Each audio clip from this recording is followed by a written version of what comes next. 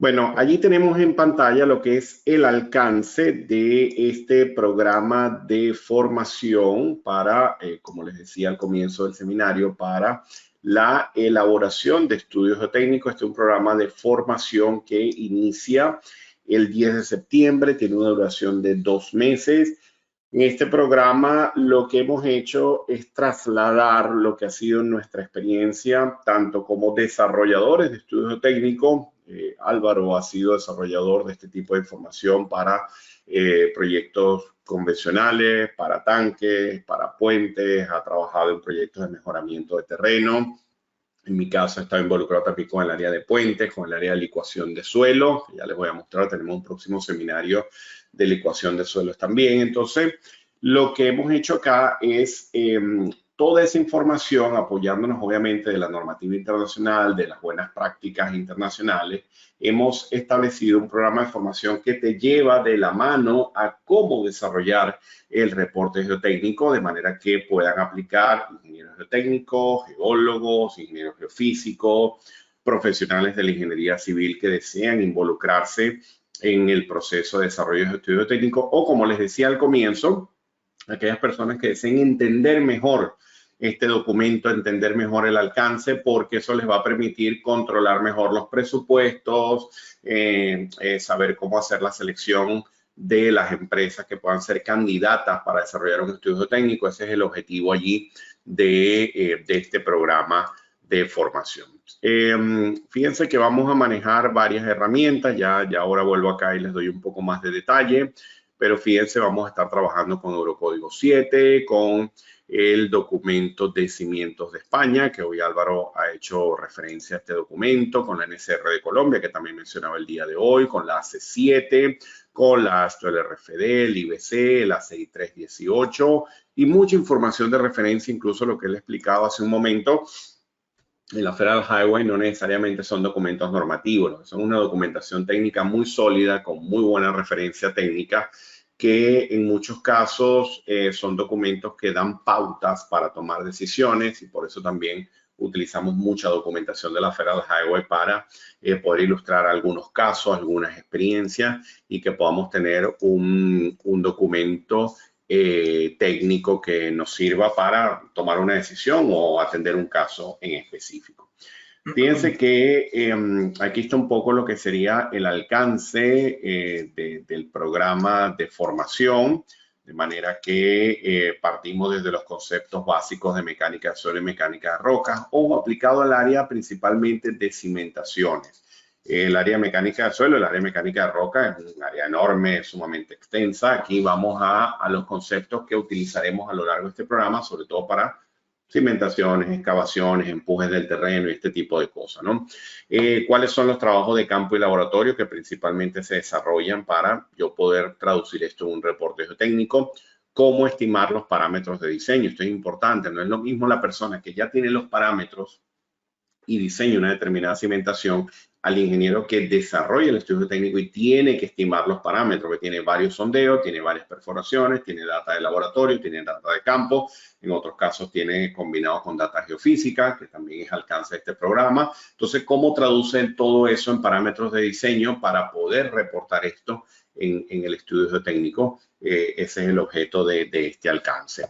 Que puedan tener una guía de verificación, tal cual una guía, un checklist de lo mínimo que debería contener el estudio técnico, dependiendo del tipo de proyecto. Tengan en cuenta que en este programa, fíjense que si nos vamos al alcance, al comienzo, hablamos de investigación geotécnica para edificaciones, para puentes, para tanques. Incluso hay un apartado para el área geofísica y todo lo que es la respuesta sísmica de sitio, para todo lo que es proyectos donde se combina la geotecnia con la geofísica para hacer de repente, para construir un espectro de respuesta de un determinado sitio o porque se esté evaluando la amenaza sísmica de una determinada región, ¿no?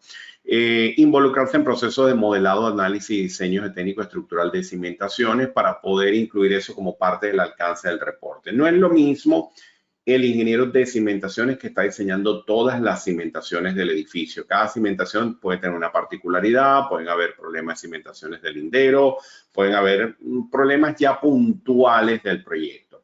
Pero ¿qué ocurre? Que ya eso es el que está desarrollando la cimentación del proyecto. Pero el que hace el estudio técnico no necesariamente resuelve todas las cimentaciones del edificio o todas las cimentaciones del puente o da el detalle completo para construir la cimentación del tanque. No, pero es una persona que entiende cómo funciona una cimentación superficial y profunda a nivel geotécnico estructural para poder hacer unos estimados iniciales, poder desarrollar unos modelos preliminares con las cargas medias, con las cargas esperadas del proyecto y a partir de ahí entregar opciones alternativas al proyectista que ya finalmente va a incorporar esto como diseño definitivo en su proyecto. Eso es importante porque son dos etapas diferentes y aquí en este programa el profesional se involucra en cómo hacer un modelo rápido de una cimentación superficial, de una cimentación profunda y cómo traducir esto en una recomendación de cimentación o incluso simplemente decir esta cimentación no se puede por estas razones. Eso también es válido y puede ocurrir en un determinado estudio geotécnico. Identificar, analizar y mitigar ya lo que sería problemas relacionados con suelos difíciles. Ahí hablamos específicamente del caso de suelos expansivos, suelos licuables, colapsables, suelos blandos. El problema cuando aparece la roca, un caso bien interesante porque la roca no necesariamente es algo bueno. Yo siempre hago el declaratorio de una frase muy común en la práctica que no, eso es buenísimo porque hay pura roca. Y yo, buenísimo no es porque eso complica la ejecución. Hay que ver de qué roca estamos hablando, hay que caracterizar si es una roca sana, si es una roca meteorizada. No, es una roca súper sana, entonces se nos va a complicar bastante apoyarnos de allí, anclarnos dependiendo del volcamiento que tenga la estructura. O sea que la roca hay que prestarle mucha atención y por eso incluso hacemos referencia a ese tipo de condición de sitio como suelo difícil, como un mecanismo donde hay que buscar un mecanismo de cimentación particular para ese proyecto en específico, ¿no? Y ya luego recomendaciones constructivas relacionadas con excavaciones, drenajes, hormigón, vigas de riostra, encofrados, compactación, todo esto va en un estudio técnico. Es un problema muy serio porque la gente cree que el estudio técnico es para saber cuánto es la capacidad portante de la zapata. Y no, en el estudio técnico vamos a hablar si se puede excavar, hasta qué profundidad puede excavar sin apuntalamiento, cuáles son los ángulos mínimos. Correcto. ¿Cuáles son los ángulos mínimos que se requieren para una determinada profundidad de excavación a cielo abierto? Si ya excedemos ciertas profundidades, ¿cuáles son las recomendaciones para poder desarrollar excavaciones a mayor profundidad con arriostramiento, con sistemas de contención en específico? Si voy a hacer una compactación, ¿cuáles son las características del material que voy a utilizar en la compactación? Estoy construyendo cimentaciones, tengo una condición geotécnica, puedo emitir recomendaciones del hormigón, las normas dan lineamientos claros sobre el hormigón para las cimentaciones, recomendaciones incluso para el replanteo. Dice, pero eso lo lleva un estudio técnico. Bueno, es que los vamos a revisar y les vamos a mostrar estudios técnicos reales. No, esto no es que es de un libro que dice esto. No, no, es que les vamos a mostrar, miren, este estudio técnico, se hizo esto, se dieron estas recomendaciones, se recomendaron estos procedimientos de excavación, se hicieron estos controles para la compactación, se dieron estas recomendaciones para el drenaje, para evitar que el agua quedase emposado en algún sitio o porque hubo que resolver un problema de nivel freático elevado. Todo eso forma parte del estudio técnico. Fíjense que sí. Perdón que te interrumpa, Edinson. Esas recomendaciones son muy, muy importantes en campo, al momento de la construcción, no tanto del diseño, en campo. Entonces, fíjense qué importante el estudio geotécnico, que no nada más le sirve al ingeniero estructural que va a diseñar la cimentación, sino al ingeniero que está en campo ya construyendo, ¿no? Haciendo el movimiento de tierra, haciendo las excavaciones. Entonces, es muy importante porque permite planificar bien esas actividades. Claro, y ya como les decía al comienzo, por ejemplo, cuando vamos a la parte sísmica, las normas ahora son más exigentes en identificar el tipo de suelo que vamos a tener para poder irnos a un espectro de diseño en particular. Acá va a haber un cambio importante en la ACE, que lo vamos a mencionar en uno de los módulos acá. que tiene que ver con la incorporación de unos tipos de suelos intermedios a la configuración típica o a la clasificación típica ABCD. Ahora aparece un suelo BC, un suelo CD, que son casos intermedios que a mí me parece que está fenomenal, que está genial, porque antes esto no existía. Entonces, ¿qué ocurría? Que los límites eran como muy amplios. Entonces, no, ahora puedes tener esos casos intermedios y claro, esto te determina un determinado espectro que de momento está desarrollado en la ACE, pero recuérdense que, por ejemplo, el caso americano, Latinoamérica busca, después que en Estados Unidos se desarrollan actualizaciones en la normativa, por lo general esto se incorpora en las normativas locales con el pasar de pocos años. Entonces lo que va a ocurrir es que ese mismo tratamiento que se está haciendo en los Estados Unidos se va a empezar a hacer en el resto de las localidades. Entonces ya hay que entender que el terreno es algo que tiene que quedar muy bien identificado. Entonces ustedes con un estudio técnico, si no es posible que el estudio técnico diga, bueno, aquí están las capacidades para una zapata de 1 por 1 y ya, y hasta ahí llegó, 3 páginas. No, yo necesito información sísmica, necesito recomendaciones de construcción, necesito que voy a saber qué voy a hacer con el terraplén, si el material que esté en sitio lo puedo reutilizar cuando haga las excavaciones, si lo puedo reutilizar para compactar o lo tengo que botar. Todas estas cosas deben ir incluidas como parte de las recomendaciones, como bien decía Álvaro, porque esto es recomendación constructiva que influye en el presupuesto, que influye en la planificación del trabajo. Obviamente, si me pongo a echar mucho cuento, esto se extiende horas y horas, pero yo recuerdo un proyecto en particular que me acabo de acordar ahora, que, mira, y la compactación, alguien la había estimado en unos días, no recuerdo, 3, 4 días, y resulta que es que cuando se hizo toda la evaluación del material de relleno que había que traer, que además había que solicitar los proctor, había todo un tema de gerencia del proyecto, que es que claro, como no había un lineamiento, alguien asumió unos tiempos, lo pegaron en un diagrama en Microsoft Project y ahí está. Y entonces resulta que eso no tenía absolutamente nada que ver, pues la máquina tuvo que quedarse en sitio como casi que 3 semanas. El costo de la máquina por día, ustedes saben que es algo sumamente costoso, cosas que se solucionan con un estudio geotécnico. El estudio técnico daba la solución a ese problema, porque se identifica cuál es el material que se va a reutilizar, cuál es el material nuevo que llega, cuáles son las características del proceso de compactación, incluso hasta seleccionar la máquina que voy a utilizar. Uno trabaja muy versátilmente con el concepto de la vibrocompactadora, pero es que si tú tienes un material fino con arcillas y tal, te conviene utilizar de repente una pata de cabra. Y allí hay que hacer cosas primero, porque luego la superficie final tienes que utilizar otro tipo de rodillo. Entonces, todo esto es parte del estudio técnico, tal cual. Por eso la importancia de este documento y por eso la existencia de este programa. Y todo es dinero, todo es costo. Y al final todo es dinero. Y al final todo es dinero. O sea, porque esto muchas veces vemos las cosas muy técnicas porque estamos en una ciencia aplicada, somos ingenieros, pero es que al final esto es dinero, dinero, tal cual. Aquí no estamos hablando de raíces cuadradas, ni de números imaginarios, ni nada de eso. Estamos hablando de dinero, cosas que cuestan, tal cual. Entonces, bueno, muy, muy importante tener en cuenta estas cosas. Si quieren ir a más detalle, van a poder echar un vistazo acá al contenido académico. Fíjense en el módulo 1. Lo que les decía, está la referencia a lo que es mecánica de suelo y roca. Luego en el módulo 2, lo correspondiente a investigación geotécnica y reporte geotécnico. Es como para ir sentando las pautas de qué es lo que requiere el estructural, qué requiere el geotécnico, qué debe suministrar cada profesional al otro profesional. Luego las actividades de ensayos de campo e incluso llegamos al concepto del modelado, modelar el terreno. Este proceso de modelado es bien interesante porque lo vamos a hacer con la herramienta Geo5. En un par de días, si no me equivoco, incluso va a salir un post en una de nuestras redes del módulo de estratigrafía de Geo5 que hizo el profesor Álvaro, que está interesante porque esto es algo que típicamente hacíamos a mano y esto eran horas y horas sacando los perfiles y uniendo los puntos y todo muy empírico y bueno, luego venía alguien y nos ayudaba con el AutoCAD para poder llevar esto, pero es que ahora esto es muy versátil con esta herramienta, lo vamos a construir acá, es parte de lo que vamos a hacer acá, incluso eso lo vamos a incluir como parte de nuestro reporte geotécnico, obviamente a partir de la data de campo. Fíjense que aquí también está la referencia que les decía con los ensayos geofísicos.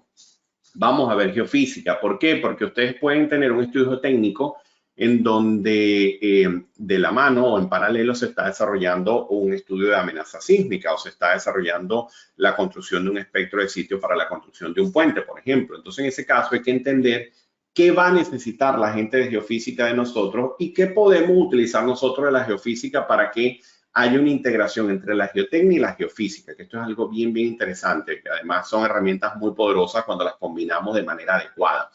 Una no sustituye completamente a la otra. La geotecnia, las perforaciones, la muestra de suelo siempre es necesario, siempre es obligatorio realmente. Siempre necesitamos tener la muestra en la mano y ensayarla y tener una granulometría, un límite de consistencia, una clasificación del terreno o un núcleo de roca para poder hacer un RQD, por ejemplo. Esto siempre es necesario. Pero luego, si tenemos geofísica, maravilloso, porque podemos extrapolar cosas. Hay un montón de correlaciones que se han venido creando para poder integrar y construir mapas mucho más potentes de información geotécnica basada en geofísica y que la geofísica obviamente pueda reportar en función de que, mira, esto es una arena arena fina, una arcilla de tal tipo que además tiene un comportamiento desde el punto de vista de transmisión de onda de corte, por ejemplo. Entonces, todo esto es bien interesante porque lo vamos a ver en este módulo. Luego tenemos la parte de ensayos de laboratorio y como ensayos de rutina y ensayos especiales. Aquí, bueno, familiarizarnos un poco con lo que ocurre dentro del laboratorio de mecánica de suelos. Muchas veces es una cosa que la gente dice, bueno, eso queda ya en el laboratorio. Pero también hay unas historias bien interesantes de cositas que uno ve en los ensayos de laboratorio donde uno dice, esto está raro. Vamos a consultar esto porque esto no huele bien. ¿Cómo? Sí. Está medio extraño a veces. Sí, hay veces que uno se va un rato a las curvas de plasticidad o a las granulometrías y uno dice, esto no está bien. O cuando nos dicen, bueno, pero ¿y cómo puedo yo saber una recomendación de compactación? Dame la granulometría y te digo. Dame la granulometría y te digo, dámela. Dame la granulometría, límite de consistencia y te digo una buena recomendación de compactación. Ahí está la clave para un buen procedimiento de compactación. Granulometría y límite. Ya yo tengo el suelo clasificado y listo. ¿Perdona? Y para entender el comportamiento del suelo, el comportamiento mecánico del suelo, que vimos que el eurocódigo, vimos cuando mencioné recién el por qué hacemos un estudio geotécnico, que para entender el comportamiento del terreno necesitamos clasificarlo, porque cuando el material tiene, que la norma española lo menciona, la norma española dice 35% de pasante de 200, cuando tiene entre 20 y 25% de partículas tamaño de arcilla, menores a 2 micras, el suelo, clasifique como clasifique, se va a comportar como una arcilla. Así es. Entonces, eso es muy importante y eso sale de los límites y de una granulometría por hidrómetro. Ahí sale así todo. Es. Y ahí podemos entender cómo se va a comportar eso cuando lo carguemos. Tal cual. Muchas veces nos preguntan, oye, vamos a ver el detalle paso a paso para determinar el contenido de humedad. Eso está en las normas ASTM, eso está en la normativa universal. Vamos a explicar conceptualmente para qué se usa cada cosa, el porqué de la humedad, el porqué del peso unitario, el porqué de la gravedad específica. Eso va a estar explicado allí. Realmente el procedimiento paso a paso para determinar gravedad específica está en un documento ASTM. Hay incluso tutoriales en YouTube que lo explican paso a paso de laboratorios muy serios, muy reconocidos, donde realmente eso está allí, eso está en la web de fácil acceso. Pero aquí vamos a ver con qué se come eso, para qué sirve eso, tal cual. Tendremos un paso a paso, obviamente. Hay algunos videos de algunos ensayos bien interesantes, pero no es el detalle de la norma, ¿no? Correcto, Exacto. Lo que queremos es que se tenga una idea de cuáles son los ensayos, cómo se aplican, qué criterios considerar, ¿sí? Entonces, de hecho, el famoso caso de los suelos mixtos, que todo el mundo se vuelve loco. ¿Cómo hago cuando tengo un suelo mixto? Bueno, una hidrometría te dice si eso se va a comportar como una arcilla o como una arena. No hay suelos mixtos. Correcto. O sea, o se comporta de una forma o de la otra. Son muy raros los suelos mixtos realmente, que tengan cobros, que tengan peñones y cosas de esas. Pero en general lo que tenemos que ver es cómo esperamos que se comporten y eso sale de estos ensayos de laboratorio. No hay otra forma de determinar. Incluso muchas de estas cosas, también cuando hablamos de esto en las sesiones del programa, también hay puntos interesantes como el desarrollo del presupuesto. Esto es dificilísimo, esto es bien complicado. Trabajar con un presupuesto porque tú tienes que estimar una cantidad de ensayos de campo y de laboratorio de algo que todavía no está seguro de qué es lo que va a ocurrir. Entonces hay que saber cómo hacer los estimados, dependiendo del proyecto, dependiendo de estas profundidades de influencia que mencionaba el día de hoy Álvaro. Entonces, bueno, a partir de ahí se derivan todo esto. ¿Cuándo pasamos al ensayo especial que se observa acá? ¿Cuándo vale la pena un corte directo o una compresión axial sin confinar? Los ensayos triaxiales son raros en la práctica y hay industria que sí los acepta como algo muy convencional. En la industria offshore es muy común ver ensayos triaxiales, columnas resonantes y un montón de cosas de estas, pero en los proyectos convencionales de repente es más fácil ir a una compresión axial sin confinar un corte directo, pero aún así siguen siendo un ensayo especial que no es el de rutina. Entonces, bueno, ¿cuándo pasar a ese tipo de ensayos? Son criterios interesantes que estaremos discutiendo en este módulo. Hay unas herramientas que nos han permitido plasmar esto de forma más cómoda. Hace unos años todos teníamos un buen Excel para nuestras granulometrías, límites y todo esto, pero ya hay herramientas que nos han venido facilitando las cosas. Por ejemplo, la gente de Rock Science tiene uno que también manejo de datos de ensayos de laboratorio. Ahí les vamos a mostrar algunos ejemplos demostrativos. Y recientemente la casa Geo5 desarrolló el módulo laboratorio que permite simular la data del ensayo, pero son prácticamente todos los ensayos de mecánica del suelo que se utilizan en la práctica convencional: granulometrías, límites, plato de carga, corte directo, triaxiales. Pueden simularlo completo allí, sacar los parámetros y tienen un reporte directo, porque además entrega el reporte directo y al reporte geotécnico a los anexos y ya está todo bien plasmado, obviamente según las pautas que se hayan dado para desarrollar el ensayo en laboratorio, que sería el primer tema. Entonces, aquí dejamos cerrado ese punto para luego irnos a la dinámica del suelo, la respuesta sísmica de sitio. Vamos a echar un vistazo. Este no es un programa de dinámica como tal, sino que hay un módulo donde me pareció importante que conversásemos un poco sobre cuando se hace un estudio de respuesta sísmica de sitio, ¿qué se requiere? Se utilizan bases de datos de terremoto, qué herramientas se usan. Entonces aquí vamos a echar un vistazo a la herramienta DeepSoil, que es muy conocida en el mundo de la dinámica del terreno, en la construcción de espectros de respuesta, y les voy a mostrar unos casos para que vean cómo funciona esto, y que es algo que puede estar ocurriendo en paralelo mientras se está desarrollando el estudio técnico, y va a haber data que ellos necesitan del estudio técnico, y luego también esa información que ellos están generando la podemos incorporar en el estudio técnico. Entonces, por eso es importante esa información que se requiere en los análisis de respuesta sísmica de sitio por las dos vías, ¿no? Porque es algo bidireccional. Luego vamos a llegar a proyectos de cimentaciones. Fíjense que hablamos acá filosofía de diseño, método de verificación según ASD, según la ACE, según la AASHTO, según el Eurocódigo, según la CEI. ¿Qué pasa?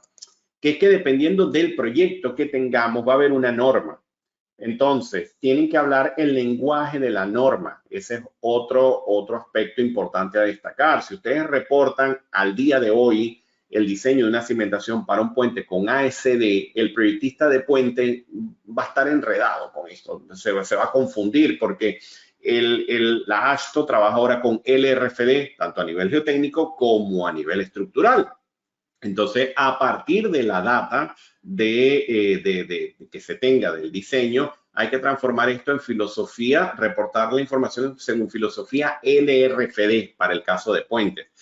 Pero está el caso convencional de una vivienda, de un edificio pequeño, etcétera, donde típicamente el ASD sigue siendo el caballo de batalla. Entonces, perfecto, allí nos vamos con ASD. Pero es que esto va en un contexto europeo, entonces deberíamos irnos más bien al Eurocódigo. Pero ya luego también pueden haber algunas variaciones locales dependiendo del anejo nacional que gobierne, sea el de España, sea el de Portugal, sea el de Alemania. Entonces, todas estas cosas importantes, porque con eso es que yo voy a establecer la alternativa de cimentación más conveniente para incluirla en mi reporte y dar ya también las recomendaciones de diseño estructural. Eso me va a llevar luego a la interacción suelo-estructura. Primeramente partimos de la interacción suelo-estructura de tipo estática, de naturaleza estática, la que reportamos mediante el coeficiente de balasto. Y ese es un punto muy importante y yo sé que es una solicitud frecuente. ¿Cómo reportar el coeficiente de balasto? Es una duda frecuente. Hemos tenido muchos egresados que nos han dicho luego, ya entendí cómo es que voy a reportar esto. hay veces que hasta cuando llegamos a este tema nos dicen, ajá, pero quiere decir entonces que yo pido esta información, hago esto y lo reporto de esta manera. Y bueno, sí, puedes hacer una gráfica, puedes hacer una tabla, puedes dar un rango y se explica cómo reportar el balasto y cómo estimarlo, que no es que, bueno, me vas a decir qué tabla utilizar. No, aquí no vamos a trabajar con ninguna tabla. Aquí vamos a trabajar con un proyecto que tiene una carga actuante, que tiene una deformación esperada y eso me determina una rigidez de tipo estática. Entonces vamos a ver cómo ahora transformar eso en una recomendación de diseño. Listo. Eso lo vamos a hacer tanto para Zapata como para pilotes. Y si no tengo la carga, como ocurre muchas veces, pues se decide un rango de cargas lógico seleccionado en conjunto con el ingeniero estructural y se presenta una ABAC, una gráfica, para después, cuando ya se tenga las cargas de diseño, pues se utiliza eso. Correcto, incluso las notas aclaratorias para cuando esto no está tan claro, como comenta Álvaro, de que estamos a mitad de camino y yo soy el geotécnico y tengo que entregar y tengo que cobrar, porque la idea no es hacer de esto una tesis doctoral, ¿no? No es un documento con el que se va a trabajar, con el que se va a utilizar para obras, ¿no? Entonces hay que poner notas aclaratorias, cubrir también el tema legal, porque el geotécnico tampoco puede asumir responsabilidades que no son de él, pero el estructural tampoco puede asumir responsabilidades que no son de él. Entonces la idea es dejar claro quién es responsable por cada aspecto y cuáles son las notas que se deben incorporar para que el profesional pueda decir, mira, a la fecha tenía esta información, se hizo un estimado según las características del proyecto y se reporta estos valores. Por favor, al momento de finiquitar el proyecto, de tener las definitivas, validar esta información. En caso contrario, comunicarlo al geotecnista a cargo. Todo esto son parte del proceso. Por eso aquí la escritura es muy importante. Estamos desarrollando un documento que tiene carácter legal. Tengan en cuenta que cada vez que ustedes ven que todos somos un poco, la palabra que me llega ahora, somos un poco, nos gusta el drama, nos gusta el terror, vamos a estar claros, porque cada vez que se cae un edificio, esos son los vídeos más vistos. Cada vez que un puente tiene un problema, son los vídeos más virales. Que se cayó una torre en no sé dónde, bueno, eso tiene millones de vistas, porque eso a la gente le encanta ver esas catástrofes. Bueno, en esas catástrofes, cuando vienen los peritos y todo, plano de detalle, reporte geotécnico, memoria de cálculo, todo eso es lo que va a la mesa. Vamos a empezar, reporte geotécnico. ¿Qué se dijo acá? ¿Cómo se dijo? Venga el geotécnico. Entonces las cosas tienen que quedar muy claras, tal cual. Esperemos que nunca nadie tenga que pasar por una experiencia de este tipo, pero eso es parte del procedimiento como profesionales y por la mega responsabilidad que tenemos con este tipo de documentación. Fíjense que a medida que vamos revisando los tópicos, se van haciendo referencia a ciertas herramientas. Por ejemplo, acá trabajamos con Geo5, trabajamos con el PILE, con SAP 2000. Es interesante porque es como que lo que quiere hacer el ingeniero estructural. Entonces aquí explicamos, bueno, mira, el geotécnico hace esto y el estructural lo puede transformar en un resorte en el SAP 2000 de esta manera. Entonces explicamos la trayectoria desde la estimación geotécnica hasta el desarrollo estructural. Luego, cuando llegamos a la parte ya de cimentaciones, nos vamos a apoyar mucho de los software porque este módulo se ve en un tiempo relativamente corto, porque recuérdense aquí la idea es que puedan estimar una alternativa de cimentación relativamente rápido. Entonces vamos a ver cómo hacer una estimación de zapatas, cómo estimar asientos, cómo trabajar con una viga larga, lo que sería el concepto de la viga sobre fundación elástica, con este módulo. También si tuviésemos una losa, el caso de los pilotes, porque eso al profesional le va a permitir trabajar rápido para poder reportar, para poder dar información. Obviamente ya teniendo claro todos los criterios y todas estas cosas que hemos venido conversando. Luego llegamos al tema de suelos difíciles, que es algo muy importante en los estudios geotécnicos. Fíjense que aquí sería lo convencional. Aquí estamos trabajando con Geo5 para resolver terrenos convencionales, drenados, no drenados, arcillas, arena, limos, etcétera. Pero ya ahora que llegamos a los suelos difíciles, ahora podemos tener problemas como, por ejemplo, licuación, suelos expansivos.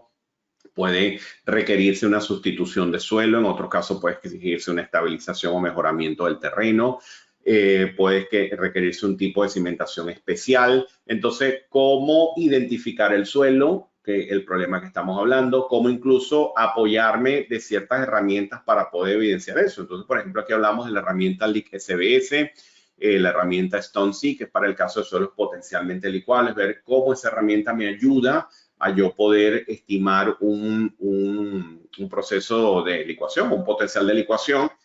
Vamos a hacer comparativas contra cálculos manuales. Está interesante estas herramientas. Una de las cosas buenas acá es que antes de que la empezásemos a utilizar, nosotros hicimos unas comparativas entre los métodos de estimación de potencial de licuación. Hemos trabajado con el de Boulanger, que es el más reciente, el año 2014. También habíamos hecho unas estimaciones con el método del 2009, incluso con el de Sid and Idris, el clásico de los 70. Bueno, y todo eso lo comparamos con esta herramienta y se coteja, pero perfectamente. Es la programación que tiene internamente la herramienta, pero es una forma de validar. El que quiera utilizar la herramienta el día de mañana ya sabe lo que está ocurriendo adentro. El que no la quiere utilizar, de igual forma, tiene su método manual para hacer sus cálculos en Excel o su hoja MATLAB o la herramienta que desea utilizar. Eso es uno de los puntos bien interesantes. Y luego esta otra, StoneSim, me permite simular la respuesta del terreno con el uso de columnas de grava. El mejoramiento desde el punto de vista de resistencia, el punto de vista de rigidez, el punto de vista de control de asiento. Y ya luego otros tópicos como por ejemplo el aspecto constructivo de zapatas, pilotes, excavaciones, tal de lo que mencionábamos al comienzo, ¿no? Las vigas de cimentación, los pavimentos. El tema de los pavimentos es alcance también del estudio técnico. Muchas veces el proyectista así, tengo la información para diseñar la zapata de la nave industrial, pero resulta que tengo un pavimento de 40 por 120 que no sé qué voy a hacer porque tengo unos montacargas de 2 y 3 toneladas que van a estar allí con unos pie rack, con unos racks de almacenamiento y resulta que no sé qué hacer. ¿Cómo valido si eso está bien? ¿Qué hago? ¿Compacto el terreno? ¿Le meto acero al pavimento? ¿Qué hago? Bueno, eso lo revisamos acá. Es un tópico bien interesante también, tal cual. Bueno, ¿cuáles son esas recomendaciones de mejoramiento de suelos también? Dependiendo de cada caso, vamos a ver algunos ejemplos, algunas simulaciones. Todo esto con la finalidad de entender bien esto. Recientemente se ha incorporado también el uso de geosintéticos, cómo podemos apoyarnos de los geosintéticos para el tema de mejoramiento, para el tema de algunas situaciones específicas en la ingeniería geotécnica donde el geosintético puede ayudarnos a resolver ciertos problemas y que puede quedar también como una alternativa que ya luego se diseña más detalle, más adelante, de la mano de un proveedor, de un fabricante, pero que ya en el estudio técnico puede venir una recomendación o un comentario relacionado con el estudio, con la inclusión de algún geosintético. Y fíjense que finalmente, porque a medida que vaya transcurriendo el programa, vamos a ir dando las pautas para que al final puedan entregar ese estudio geotécnico. Entonces, en el cierre vamos a ver varios estudios geotécnicos, varios estudios geofísicos. Fíjense casos de edificios, de puentes, de tanques. Hay uno integrado geofísico con análisis de respuesta sísmica de sitio, que es un viaducto interesante en el que tuvimos la oportunidad de participar hace unos años, que me gusta mucho por cómo está plasmada la información. Vamos a ver el caso de la geotecnia en túneles, que la mencionaba Álvaro también en un punto de su presentación. También vamos a ver cómo es ese estudio técnico para túneles. Y ya luego ustedes van a desarrollar su estudio técnico. Le vamos a dar una información, unas pautas, y ustedes van a poder desarrollar su estudio técnico completo. Si desean mayor información, pueden hacer clic acá para descargar el folleto académico con todo el detalle. Y bueno, tengan en cuenta que los profesionales que hacemos vida en este programa de formación, hemos trabajado con esto, utilizamos esta información en nuestro día a día para desarrollar estudios técnicos, para hacer consultoría. Es algo con lo que nos hemos enfrentado. Hay muchas cosas que hemos vivido, malas y buenas.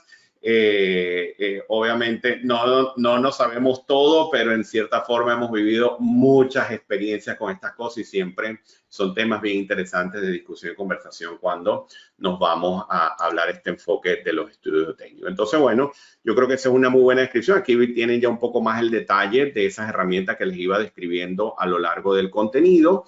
Tengan en cuenta que los que participan en este programa de formación tienen la licencia de Geo5 completa incluida. Es una licencia completa sin ningún tipo de restricción, licencia académica que pueden utilizar a lo largo de todo el programa de formación, todos los módulos de Geo5 sin ningún tipo de restricción. ¿Okay? Incluso los que no utilizamos que no lo utilizamos todos los módulos de Geo5, es una buena oportunidad para que chequeen la herramienta y Correcto.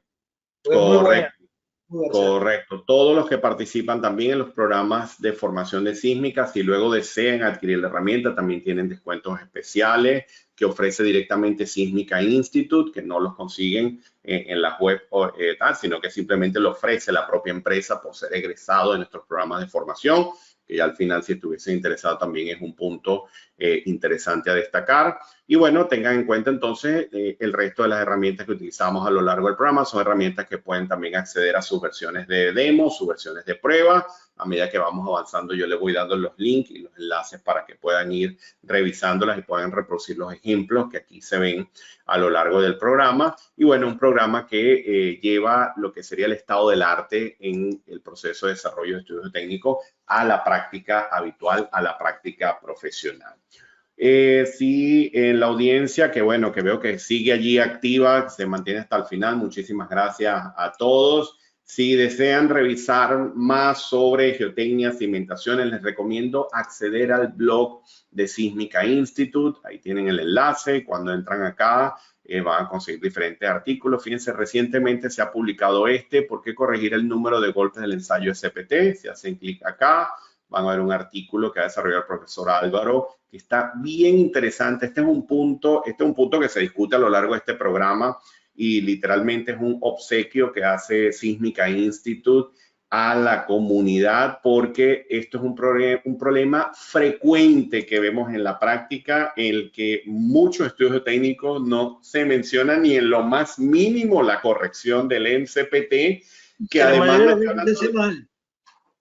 no es una corrección, es que hay un montón de cosas que tenemos que controlar acá. Bueno, el artículo está bien detallado, está paso a paso, con ejemplos, con números. De verdad que es una joya, de verdad que me complace mucho mostrárselo. Revísenlo con calma. Esto se ve a mucho detalle dentro del programa de formación, pero tengan en cuenta que esto, como ya lo ven acá, está paso a paso. El por qué, por cómo se hace, cuando aplica el tipo de suelo. De verdad que está muy, muy bueno, se los recomiendo. Y si van al calendario, lo que les decía al comienzo, van a tener el calendario de los próximos programas de formación, pero también de los próximos webinars. Por ejemplo, los que están del área más estructural. Fíjense, aquí hay uno el 5 de septiembre, consideraciones de efectos P-delta en edificaciones. Voy a estar con ustedes también el 3 de septiembre, cómo reportar el potencial de licuación en estudio técnico. Ahí estaremos los dos, igual Álvaro y yo, pero estaré yo, como él hizo el día de hoy, estaré yo a la batuta ese día con la presentación y mostrarle un poco las herramientas que hoy les he mencionado. Está el LIC SBS, el StoneSeed, se las estaré mostrando allí también. Y haré algunas comparativas y bueno, hablaremos mucho más de licuación porque es una condición de sismo amenaza y de respuesta geotécnica que tenemos que controlar fuertemente, y que es algo que el geotécnico debe detectar de inmediato. O sea, no es algo que, mira, yo entregué el reporte geotécnico, pero yo no me fijé en la licuación. No, eso no es válido. Eso no es válido. Eso puede tener implicaciones legales severas. Si usted entrega un reporte geotécnico y no, es que a mí no me dijeron nada de la licuación. No. El geotécnico tiene que identificar la licuación en su reporte geotécnico y decir algo.